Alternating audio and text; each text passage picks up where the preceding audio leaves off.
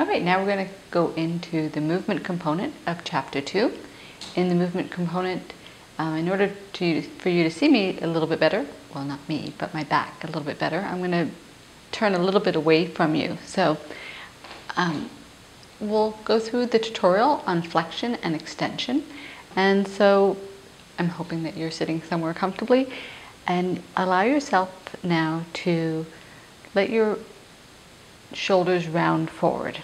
And you'll notice as they round forward, your chin comes forward, the space between your rib cage and your pelvis is lessened, and you've compromised the space for your lungs. So this is what we refer to as flexion of the spine, slouching forward in the spine. And in your book, you'll notice a photo of me doing a plank position in a flexed posture. And even as I speak like this, I don't even have as much lung capacity. Whew, I gotta come out of it. So you too should come out of it and sit back into your neutral position, I hope. And we'll then go on and go into extension. But before we go into extension, so many of my clients spend, and unfortunately my kids, spend a lot of their day flexed. You know, whether it's texting or writing or over the computer. And so coming out of a flexed posture sometimes feels actually unusual for people today, because they're so used to being forward.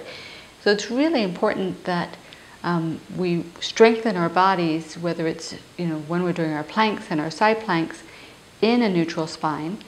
And we'll go through a specific tutorial on that and why it's so important. But if you're feeling comfortable, sometimes it's because you're still in your flexed posture. So really, you know, use a mirror, use a stick, use any cueing that you need to ensure that you're in a neutral position.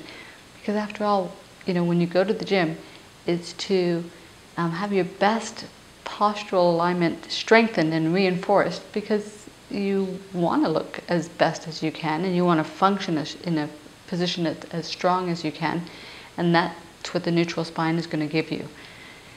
Next, we'll do the little tutorial on extension. And extension is when you, in sitting, exaggerate going into or straightening up your spine. So you're actually overarching the low back and throwing the mid back into an extended position as opposed to a flexed position. Your head's usually as far back as possible.